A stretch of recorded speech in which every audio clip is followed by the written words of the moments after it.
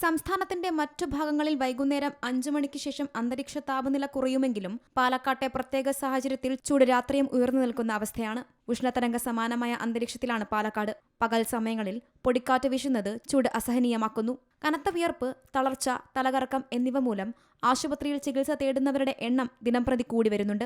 ഔദ്യോഗിക കണക്ക് പ്രകാരം സൂര്യതാപം ഏറ്റുള്ള ചൂടുകുരു, ചൊറിച്ചിൽ തുടങ്ങിയവ സഹിക്കാനാകാതെ പാലക്കാട് ജില്ലയിലെ ആശുപത്രികളിൽ എത്തിയവരുടെ എണ്ണം 200 കടന്നു. 71 പേർക്ക് തൊലി പൊള്ളി അടർന്നുപോയി. സൂര്യൻ കത്തിജ്വലിച്ച് നിൽക്കുന്ന പകൽ 11 മണി മുതൽ 3 മണി വരെ നേരിട്ട് വെയിൽ കൊള്ളാതിരിക്കാനുള്ള ജാഗ്രത പുലർത്തണമെന്ന് ജില്ലാ ആരോഗ്യ വിഭാഗം മുന്നറിയിപ്പ് നൽകിയിട്ടുണ്ട്. ജില്ലയിൽ ഈ ഒരു മാസമായിട്ട് 318 കേസുകളാണ് ഈ ഹീറ്റ് റിലേറ്റഡ് ഇൽനെസ് ആയിട്ട് റിപ്പോർട്ട് ചെയ്തിട്ടുള്ളത്. അതിൽ ഹീറ്റ് ക്രാംസ് എന്ന് വെച്ചാൽ മസിലിൻ്റെ ക്രാംസ് വരുന്നതായിട്ട് ബന്ധപ്പെട്ടുകൊണ്ട് ഏകദേശം 9 കേസുകളും, ഈ ഹീറ്റ് അധികം ചൂട് കൂടിയോണ്ടുള്ള ക്ഷീണമായിട്ട് 13 കേസുകൾ റിപ്പോർട്ട് ചെയ്തിട്ടുണ്ട്. കൂടാതെ സൂര്യ താപം കൊണ്ടുണ്ടായിരുന്ന റാഷസ്, സ്കിന്നിലുണ്ടാകുന്ന റാഷസ് ഒരു 216 കേസുകളും, അതുപോലെ സിങ്കോപ്പ് ചൂടുകൊണ്ട് ഒരു താൽക്കാലികമായിട്ട് ബോധക്ഷയം സംഭവിച്ച 6 പേരും, സൺ ബേൺസ് സൂര്യതാപം കൊണ്ട് പൊള്ളലേറ്റിട്ടുള്ള 71 കേസുകളും ഉണ്ടായിട്ടുണ്ട്. സീരിയസ് ആയിട്ട് വന്നിട്ടുള്ള 2 സ്ട്രോക്ക് കേസുകളാണ് ഉണ്ടായിട്ടുള്ളത്.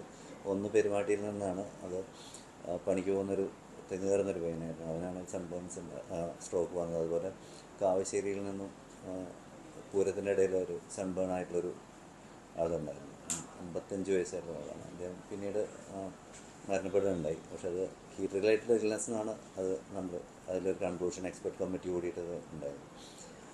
ഈ കേസ് ഇത്രയാണ് നമ്മൾ ഇതുവരെ പാലക്കാട് ജില്ലയിൽ സൂര്യതാപവുമായിട്ട് ബന്ധപ്പെട്ടുകൊണ്ടുണ്ടായിട്ടുള്ള കേസുകളുടെ എണ്ണം. തമിഴ്നാട്ടിൽ നിന്നുള്ള ചൂടുകാറ്റ് നിരന്തരം കടന്നു വരുന്നതിനാൽ വൈകുന്നേരം 5 മണിക്ക് ശേഷവും പാലക്കാട് ജില്ലയിലെ താപനിലയിൽ കുറവ് വരുന്നില്ല. ഇക്കാരണത്താൽ രാത്രികാലങ്ങളിൽ പാമ്പിന്റെ സാന്നിധ്യം കൂടാനും കാരണമാകുന്നു. ഏപ്രിൽ മാസം 43 പേർക്കും മാർച്ച് മാസം 44 പേർക്കും പാമ്പ് കടിയേറ്റു. പാമ്പ് കടിയേറ്റാൽ ഉടൻ നൽകേണ്ട ആന്റിവനം ഇഞ്ചക്ഷനും വിദഗ്ധ ചികിത്സാ സൗകര്യങ്ങളും സർക്കാർ ആശുപത്രികളിൽ ക്രമീകരിച്ചിട്ടുണ്ട്. നിലവിലെ ചൂട് കുറച്ച് ദിവസങ്ങൾ കൂടി തുടരും. കാലാവസ്ഥാ നിരീക്ഷണ കേന്ദ്രത്തിന്റെ അറിയിപ്പ് പ്രകാരം 3 ദിവസത്തിനുള്ളിൽ ജില്ലയുടെ ഒറ്റപ്പെട്ട മേഖലകളിൽ ചെറിയ മഴയ്ക്ക് സാധ്യതയുണ്ട്. അന്തരീക്ഷ താപനില 1 ഡിഗ്രി വരെയെങ്കിലും കുറയാനാണ് സാധ്യത.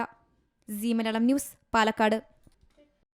ഏറ്റവും പുതിയ വാർത്തകളും വിശേഷങ്ങളും വിരൽ തുമ്പിലറിയാൻ സീ മലയാളം ന്യൂസ് എല്ലാ ഡിജിറ്റൽ പ്ലാറ്റ്ഫോമുകളിലും ലഭ്യം.